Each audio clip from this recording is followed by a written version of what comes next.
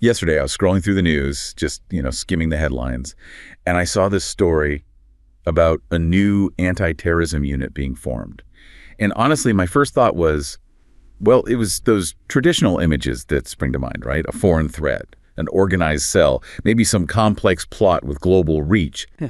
That's kind of what we've been conditioned to look for, I think. But then I thought about the sheer number of domestic hate groups. I mean, the people you might see at the grocery store or the gas station. Folks who have, for years, been building this ticking ideological time bomb right under our noses in plain sight. It's chilling when you frame it like that. These aren't always shadowy figures. Exactly. They're communities, often operating under these vague banners, and they're doing the tedious, slow work of dehumanization. Day in, day out. They create the fertile ground, that emotional and hateful bedrock. They push this hostile us versus them mentality that makes violence seem, well, not just acceptable, but actually necessary to their followers. And that progression is key. It really is. Yeah. What's truly striking, I think, is when you look at how people go from just hating to actually terrorizing. It's almost never a single leap. No, it's gradual. It's this gradual, chilling slide, a steady radicalization, usually happening inside one of these hate-fueled echo chambers we hear so much about. And the ultimate irony, maybe the scariest part, is this. The large, structured terrorist organization we fear, they often don't even have to build the ideological fuel from scratch. They just tap into what's already there. Precisely. They exploit the fear and resentment that the smaller, maybe more mundane hate group has already successfully manufactured. They use that hate group's ideology like a ready-made recruitment pipeline. And a justification for their own violence. Yeah, and a justification for their own large-scale violence. Yeah. So this nexus, this connection, that's what we really need to understand. It's not about two separate problems. It's a feedback loop. It's a toxic feedback loop, exactly. The hate group provides the ignition, the spark, and the terrorist organization just comes along and lights the fuse. So the terrifying question we have to ask ourselves, and for you listening, is, if the domestic hate group is doing all this groundwork of radicalization, what are we really fighting when we only focus on the finished terrorist act? That's the crux of it. That opening really sets the mission for our deep dive today. We aren't just looking at the final act of violence, the explosion, or the attack. We have to rewind. We need to examine the fundamental human and social processes that lead a person from maybe a simple grievance all the way to that final violent commitment. And it's crucial here to challenge some common misconceptions. The public idea that this pathway is purely defined by, say, low socioeconomic status or lack of opportunity, that's often wrong. That's a persistent narrative, though. It is, but our sources, the research we've looked at, it repeatedly shows that if you look at the empirical data, factors like income level, educational attainment, even a person's level of formal religiosity, they just do not reliably predict who will support or participate in violent extremism. So the narrative of the poor, uneducated terrorist, it might be politically convenient sometimes, but if we're actually looking for effective solutions, we have to recognize it's often inaccurate. How widespread is this discrepancy? Is it just a few outliers? No, it's quite significant. For example, there were studies profiling Jordanians who joined groups like ISIS. They found many were previously employed, sometimes holding professional positions, doctors, engineers. Right, doctors and engineers. Yes, and they often self-financed their travel to the conflict zone. It wasn't about desperation in that economic sense. Wow. Similarly, women who left Western democracies, places like the UK or France, to join the Islamic State. They often came from comfortable, highly educated backgrounds. So the most robust conclusion, really, in the literature is that if you focus exclusively on socioeconomic conditions, you miss the true, consistent motivators. You're looking in the wrong place. Okay, let's unpack this then, for you listening along. If we take away those traditional economic predictors, what is the consistent motivator? What forms that bedrock of hate and provides this sort of ready-made ideological fuel you mentioned? Well, the single most robust theme, the one that keeps appearing across different kinds of extremist organizations, whether it's far-right, jihadist, even some anarchist groups, is the perception of injustice and discrimination. Injustice, yeah. Yes. And this perception is then framed within these really powerful narratives of victimization, of existential threat to their group. Think about, let's call her Amira, maybe, as a sort of hypothetical figure based on the profiles in our sources. Maybe she's a bright young woman, grew up in a Western country, but experienced years of what she felt was systematic discrimination. What kinds of things? Could be difficulty finding work despite her qualifications. Could be daily microaggressions, maybe feeling targeted because of her religious or ethnic identity. Whatever it was, she developed a genuine, deep-seated grievance, a feeling that the system was fundamentally unfair to her and people like her. And when society maybe doesn't provide a healthy outlet for that frustration or doesn't seem to listen, that's when the hate group steps in. They offer a different kind of solution. Exactly. When individuals feel marginalized or rejected, or maybe that their in-group, their community, their identity is under attack, they start looking for alternatives. They seek out stable realities outside the mainstream. A place to belong. A place to belong, precisely. The extremist group fills this profound void that's often left by societal rejection or perceived rejection. They offer a new, powerful social identity. Maybe it's a wounded truth teller for a far-right group or a defender of the faith for a jihadist group. Giving them purpose. Yes. The key is they offer belonging, purpose, and often maybe even a sense of adventure or significance that was missing in their previous life. It makes them feel important. Sounds like a very basic human need, that need for belonging just being completely weaponized. And once that belonging is established, I imagine the psychological machinery kicks in and really amplifies that initial grievance. Oh, absolutely. That's where the group dynamics become so incredibly dangerous. We see two crucial psychological processes immediately kick into high gear. First, there is group polarization. Polarization, we hear that word a lot. We do. And in this context, it means that once members are united by that shared perceived injustice, their views don't just stabilize, they become exponentially more extreme over time within the group. But why? Why does being in a group like that tend to push you further out on the fringe rather than maybe moderating your views? Well, there are two main drivers psychologists point to. One is called persuasive argumentation. Essentially, within the group, you are now only exposed to more and more arguments supporting the dominant extreme group view. Any counter-narratives, any dissenting opinions are shut down or dismissed. So you only hear one side louder and louder. Exactly. And the second driver is social comparison. Individuals feel this pressure, often unspoken, to adjust their positions to match or even exceed the group's increasingly radicalized stance. It's a way to prove their loyalty and commitment. You know, if the group generally thinks X is bad, then to be a really good member, I need to believe X is terrible, maybe even needs to be destroyed. Keeping up with the Joneses, but in a terrifyingly radical way. You could put it that way, yes. And this whole polarization process is made almost airtight by the group's isolation strategy. Cutting people off. Yes, extremist organizations are very deliberate about systematically isolating new members. They cut them off from outside friends, family, former colleagues, anyone who might offer a different perspective or challenge the group's narrative. So they're trapped in the bubble. Completely. This ensures they are exposed only to the group's increasingly radicalized views. It dramatically accelerates that chilling slide we talked about, moving them towards seeing violence not just as acceptable, but maybe as virtuous or necessary for their new identity and the group's goals. It's a deliberate pathway. And to help visualize this journey, there's a very helpful conceptual framework we can use. Macadam's staircase to terrorism. It's a powerful metaphor, isn't it? It explains why only a tiny minority of people who feel disgruntled actually end up committing violence. It describes the pathway as a narrowing staircase. That narrowing aspect is absolutely key. The idea is the higher one moves up this metaphorical staircase, the fewer alternatives to violence are perceived as viable or even available. Everyone starts on the ground floor. All of society. Right. That represents all of society, everyone evaluating their living conditions in terms of fairness. This is the entire potential pool of recruits. But critically, only the people who perceive significant injustice, the ones who feel hopeless, discriminated against, unfairly treated, are the ones who even bother moving up to the next level. So right there on the ground floor, if we could somehow fix society's perceived injustices, make things feel fairer, we would dramatically reduce the size of that initial recruiting pool. Fewer people would even start climbing. That's the fundamental implication, yes. Right. If you address the conditions on the ground floor, you shrink the problem at its source. Okay, so someone feels unjustly treated, they move up. Yeah. What happens on that next level? That's the first floor.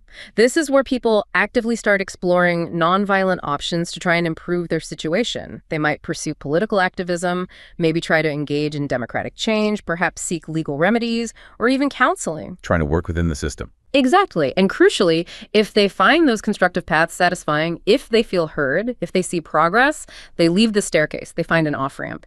But if they're unsatisfied, if they feel blocked, ignored, or that the system just isn't working for them, then they move higher. And they bring with them this growing sense of frustration and helplessness. And that feeling of helplessness, that powerlessness, it often translates into a core component of hate, doesn't it? Yeah. Blame.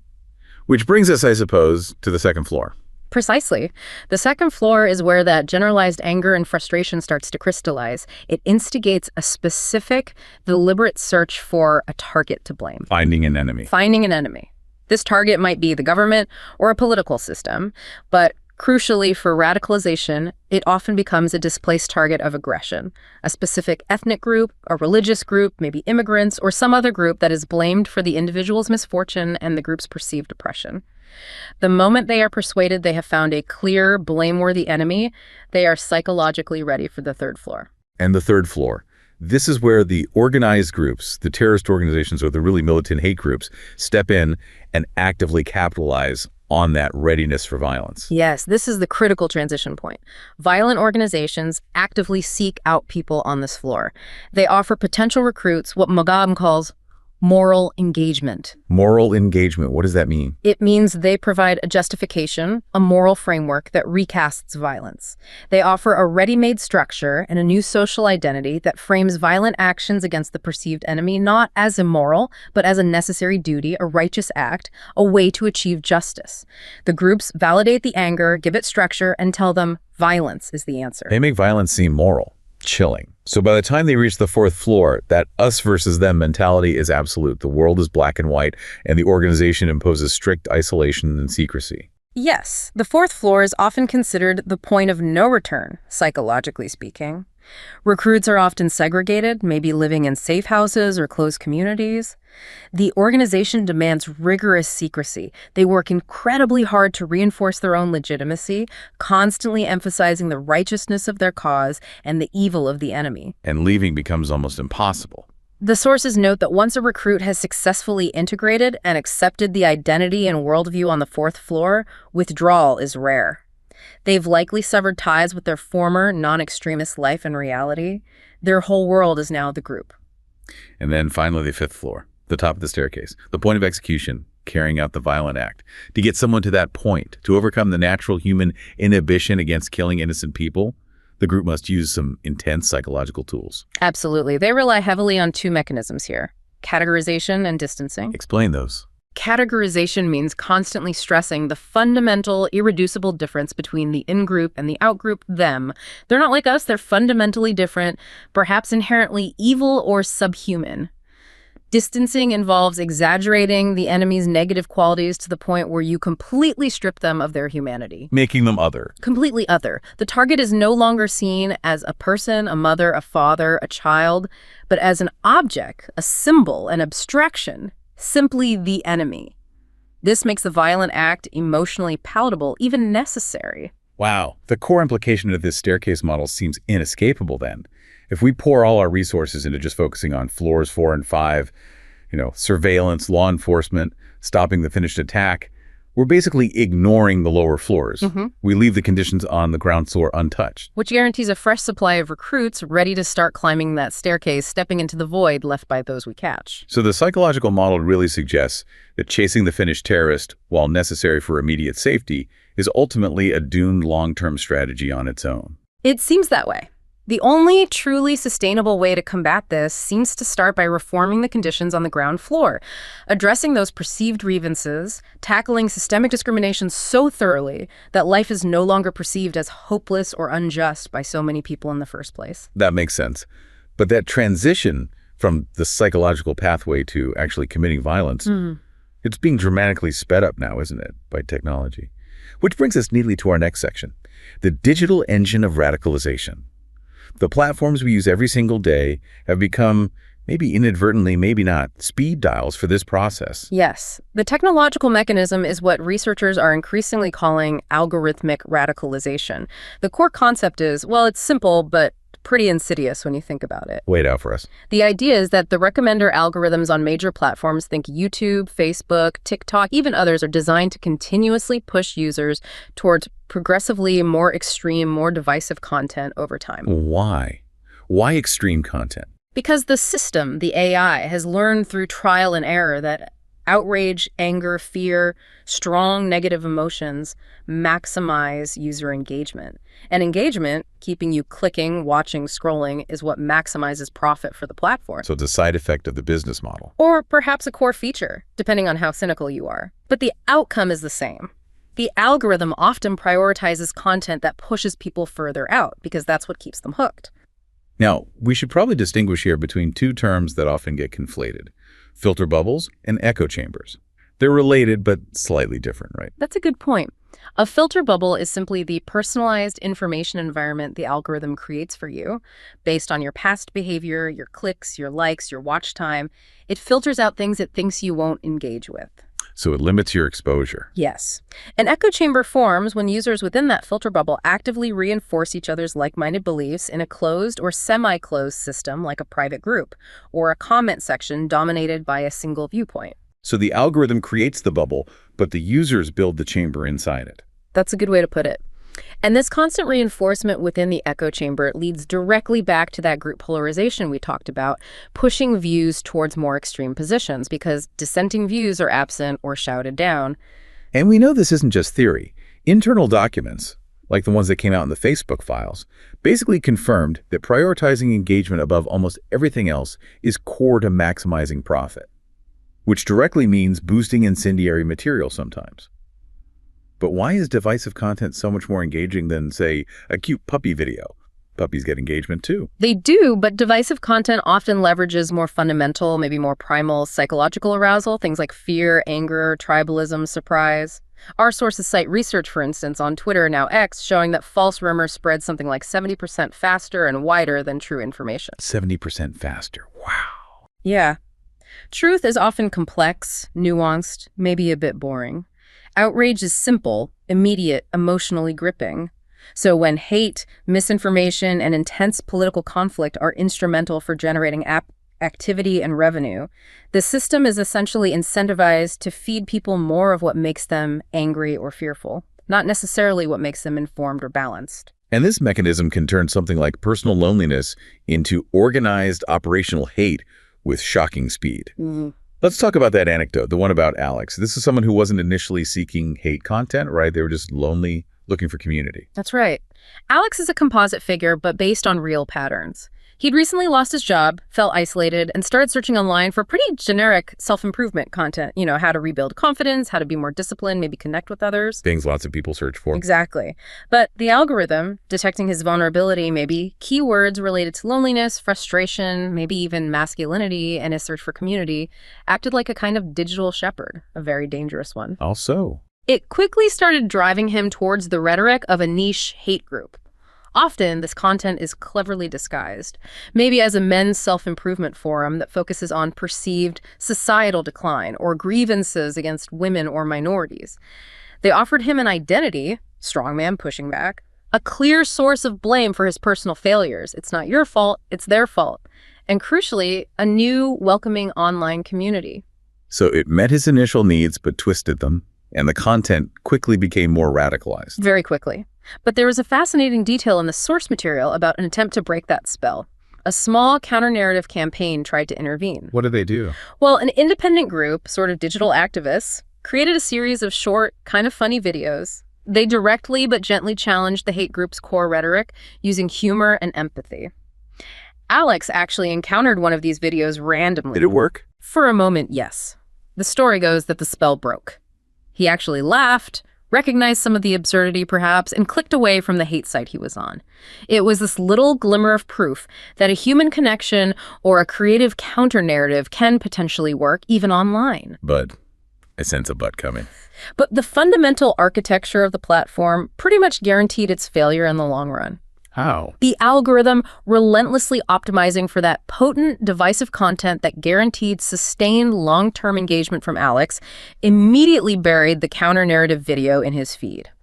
It essentially determined he was more interested in the material that maintained his outrage and group affiliation, not that fleeting moment of humor or doubt. So the system itself fought against the intervention. Precisely. Within days, Alex had reportedly transitioned from just posting anonymous, angry memes to actively discussing the logistics of direct action, a euphemism for violence in an encrypted chat group. The platform itself had dramatically accelerated his journey up that staircase. It's terrifying how efficient that sounds. And the specific mechanics might differ across platforms, but you're saying the core algorithmic problem remains pretty universal, like on Facebook, for instance. The algorithm seems to actively work to keep us unaware of how we're being categorized. That's a key issue with Facebook. It absolutely prioritizes popular, viral, and often divisive content to keep you scrolling. The level of personalization is immense, yet the process is incredibly opaque to the average user. There was a Pew Research study that found a staggering 74% of Facebook users were entirely unaware that the platform maintains this detailed list of their inferred personal interests. Where do they keep that? It's buried away on this obscure page called Your Ad Preferences. And that list is what the algorithm uses to define you and target you with content, including potentially problematic content if your inferred interests lean that way. So most people don't even know how the platform sees them. What about YouTube? That's often pointed to as a huge driver of initial exposure to extremist ideas. It's responsible for, roughly 70% of the videos users watch via recommendations. Yes, YouTube's recommendation engine is incredibly powerful. And we know that extremist groups like Al-Qaeda and similar organizations have used YouTube for recruitment videos for years. Academic research has confirmed that YouTube's algorithm actively factors in the presence of radical or extremist keywords in a video's title and description when generating recommendations. So it learns to associate certain terms with engagement. It seems so. Now, there is an ongoing academic debate about whether the platform actively directs completely unengaged users, people showing no prior interest towards far-right or extremist content. Some studies suggest it doesn't do that as much anymore, perhaps due to policy changes. But undeniably, once a user shows even a marginal interest, clicks on one questionable video perhaps, the platform can become a powerful tool for feeding them more and more radicalized material. Okay, and then there's TikTok, which seems to have demonstrated a really frighteningly efficient ability to accelerate radicalization, particularly among vulnerable, younger users. Yes, TikTok's For You page, the FYP, is algorithmically curated and has been specifically linked in studies and reports to showing progressively more explicit and radical videos based on very minimal user interactions, like just pausing on a video for a few seconds over a very short period of time. Faster than other platforms. Potentially, yes, due to the short video format and the rapid feedback loop for the algorithm. This platform is now seen as a primary tool for various extremist groups, including jihadist organizations, to disseminate propaganda and incite violence. It completely bypasses traditional media gatekeepers. And we're seeing real-world consequences, aren't we? Mm-hmm. The sources mentioned plots in Austria. That's right. There was the 2023 plot in Austria against an LGBTQ plus pride parade, and then a 2024 plot targeting a Taylor Swift concert. Both cases involved teenagers who were reportedly radicalized primarily through jihadist content they encountered directly on TikTok. Teenagers planning attacks based on TikTok content. It is. And what's particularly insidious and highlighted in the research is the use of misogynistic tropes as a gateway to broader extremism, often targeting vulnerable male youths. How's that work? Misogyny as a gateway. Well, an algorithmic modeling study, I think it was from UCL, found that algorithms can quickly target initial vulnerabilities, maybe feelings of loneliness, social awkwardness, or a perceived loss of control in their lives. The researchers set up test TikTok accounts simulating these vulnerabilities. And what happened? On these test accounts, the FYP showed a startling fourfold increase in misogynistic content. Everything from simple objectification to open harassment narratives and incel-type ideologies over just 5 days of simulated activity. 5 days. A fourfold increase. Yes. The algorithm apparently recognized an initial search for identity or masculinity or maybe just connection and immediately began channeling it towards anger, blame, and the objectification of women. It pulls them into this rabbit hole that normalizes harmful, often extremist ideologies that start with misogyny but rarely end there. So the hate moves from the screen into real-world attitudes and behaviors, normalized within youth culture. Exactly. It's highly effective because it taps into real insecurities but offers toxic solutions. This really highlights the urgency of addressing how these platforms, driven by profit motives, are impacting the psychological well-being and radicalization pathways of young people especially. Okay, let's shift gears a bit now, moving from the digital mechanisms, the algorithms and platforms, to the more systemic challenges. We need to look at how law enforcement and policy grapple with this threat, a threat that often begins domestically, fostered by these hate groups, but then quickly adopts transnational terrorist tactics. This transition seems to expose some deep policy blind spots. It really does. The operational overlap creates this terrible legal ambiguity. You have the domestic hate group providing the ideological fuel, the community structure, the initial radicalization. Doing the groundwork. Then the transnational terrorist organization, maybe ISIS, Al-Qaeda, or even a foreign white supremacist group, exploits those existing resources and sentiments. They might offer training, funding, or more sophisticated targeting methods. It's that toxic feedback loop again. And this is the exact dilemma we see played out in that hypothetical scenario from the sources, the one about Marcus's. He's portrayed as a domestic far-right extremist, but he starts communicating with an internationally designated terrorist group, perhaps operating somewhere like the Balkans. Right. So Marcus starts his radicalization journey entirely within his home country, often operating under the protection of domestic free speech laws, however uncomfortable that might be. At this stage, he's purely a member of a hate group, maybe posting vile things online, but not yet a designated terrorist under law. But then he connects with the outside group. Exactly. Then the international terrorist group gives him guidance, maybe detailed instructions on creating explosives to make his planned attack more impactful. Perhaps they give him access to encrypted communication tools to avoid detection. Operationally, he crosses a line. But the legal structure really struggles to keep up with that transition. Why? What's the specific problem for law enforcement? The sources describe it as a kind of legal nightmare due to bureaucratic slowdown and definitional gaps. Domestic law enforcement, say in the U.S. or a European country, is often hampered by the very high legal bar required to officially label one of their own citizens a terrorist purely for domestic activity.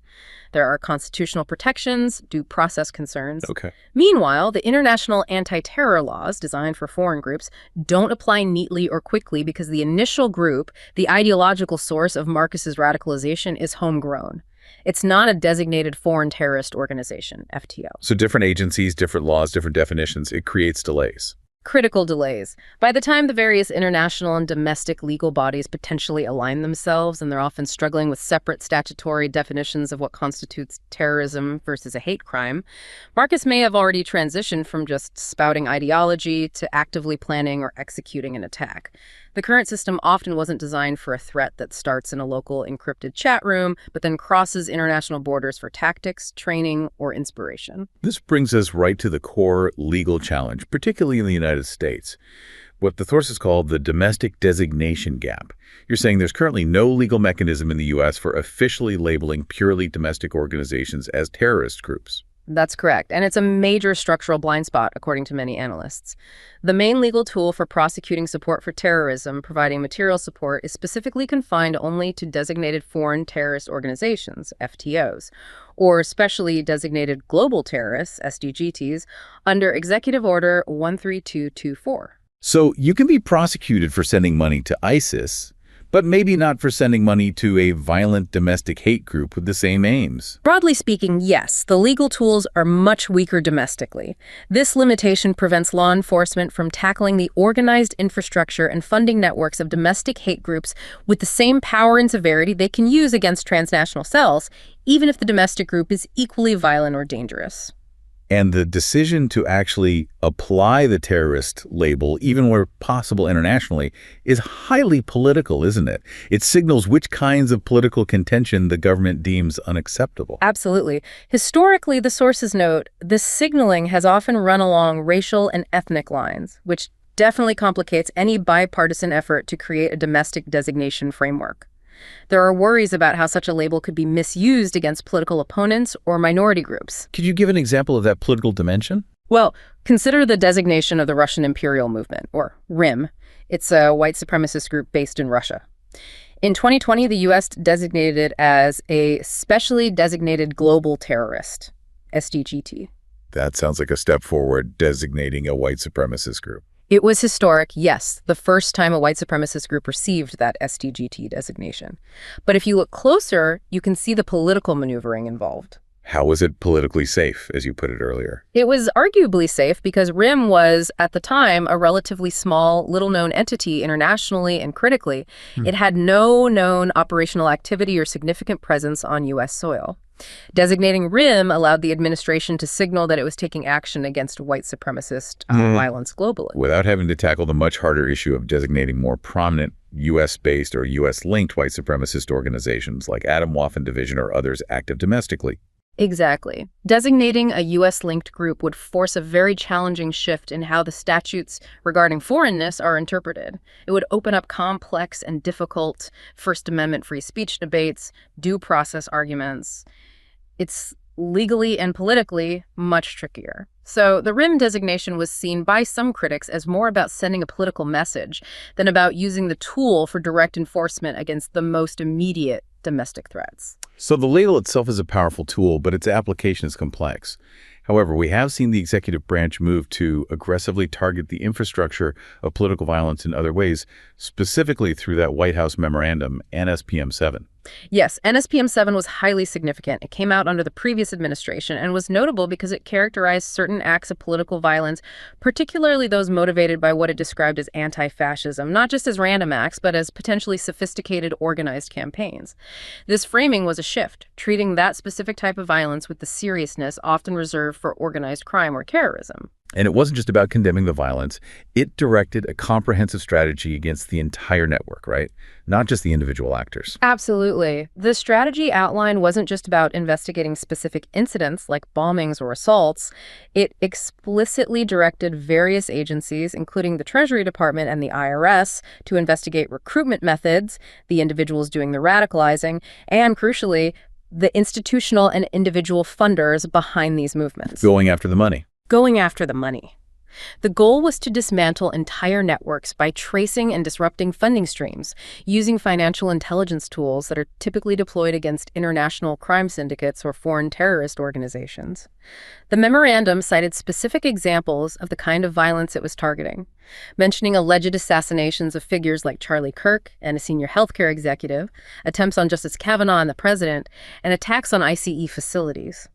Whether one agrees with the political framing or not, the comprehensive approach outlined targeting funding and infrastructure showed a recognition that you have to go beyond just prosecuting the individual acts of violence to disrupt organized extremism. But even with these potentially expansive strategies, policy still faces immense challenges in mitigation, especially when it comes to regulating that digital engine of hate we discussed earlier. Huge challenges. On the regulatory front, potential solutions being discussed include pushing for mandatory, regular audits of algorithms, something similar to what the EU's Digital Services Act is trying to implement. The idea is to force more transparency and accountability onto the platforms. So making them show their work, essentially. Kind of, yes. And establishing clearer rules for algorithmic accountability when content leads to real-world harm. Also, needing much more nuanced, custom-made content moderation that reflects local socio-political undercurrents, not just a one-size-fits-all global policy. And what about those digital counter-narrative strategies, like the one that briefly worked for Alex, or how Instagram tries to redirect users searching for hate terms towards tolerance-promoting content? Is there hope there? Those attempts are important and potentially helpful at the margins, but they often fail to overcome the fundamental architecture of the system, as we saw with Alex. The algorithms, optimized for engagement, consistently seem to prioritize the potent, high-engagement hate content over the often less sensational, tolerance-promoting counter-messages. The incentives are just fundamentally misaligned. The core incentives are still pulling in the wrong direction, yes. Which brings us back, really, to the root cause, which is often missed or inadequately addressed by conventional countering violent extremism, or CVE, strategies. How so? What are typical CVE strategies missing? Well, current CVE efforts frequently focus on improving immediate local conditions. Things like funding vocational training programs, creating youth employment opportunities, community policing initiatives. And while these efforts are valuable for building healthier societies in general, Are good things to do. they are are good things to do, but they often fundamentally miss the root causes that social psychology research keeps confirming are central to radicalization. Those identity-related factors we discussed and the powerful perception of group-based injustice. So if we're spending millions on job training, addressing a symptom, perhaps like lack of opportunity, but we're ignoring the underlying disease, the feeling of systemic discrimination or cultural alienation, are we effectively guaranteeing failure in preventing extremism? That's the core critique. If we fail to address that perceived systemic discrimination, those deep grievances about identity and group standing, we actually risk intensifying intergroup conflict, even with well-funded local programs. There was a telling quote in the sources from a Canadian woman, a migrant who joined ISIS territory, known as Ibrahim. What did she say? She posted online something like, "You modern Muslims can sympathize with the kuffar non-believers all you want, but in the end, they will blame you and label you a terrorist, just like us." Every time a discriminatory incident happens in their home country, it reinforces that narrative and potentially undermines any CVE effort that isn't tackling those core feelings of injustice head-on. The job training program doesn't matter if you still feel like an enemy in your own society. Wow. What a complex and frankly quite overwhelming nexus of human psychology, unchecked technology, and struggling legal frameworks we've explored today. It really covers a lot of ground. We've seen those three critical dimensions of this threat, haven't we? First, the psychological vulnerability, how the basic human need for identity and belonging can be exploited. Second, the algorithmic mechanism, how technology acts as an accelerant within these digital echo chambers. And third, the legal and policy framework that struggles to adapt when domestic hate crosses into transnational terrorist tactics, especially because of issues like that domestic designation gap. And the fundamental challenge seems to remain that these hate groups, whether online or offline, they provide the ideology, they create the fuel, and then the more structured terrorist organizations simply come along and exploit it. The line between someone feeling lonely and aggrieved and becoming a fully operational terrorist seems frighteningly short and perhaps easier to cross than ever in this digital age. And if we bring it back one last time to Macadam's staircase model, it really suggests that the only truly sustainable way to combat this toxic feedback loop, the connection between hate groups and terrorism, is not merely to focus on disrupting the finished violent act on the fifth floor. Nor is it enough to just chase the ever-evolving digital platforms and algorithms. So what is it then? It demands that we fundamentally commit to reforming the conditions on the metaphorical ground floor of society. That means seriously addressing the deep-seated grievances, the perceptions of injustice, the systemic discrimination that make these radical ideologies so appealing to some people in the first place. Because until society feels fundamentally fair and hopeful for everyone, we will likely continue to supply that first floor of the staircase with the steady stream of new recruits.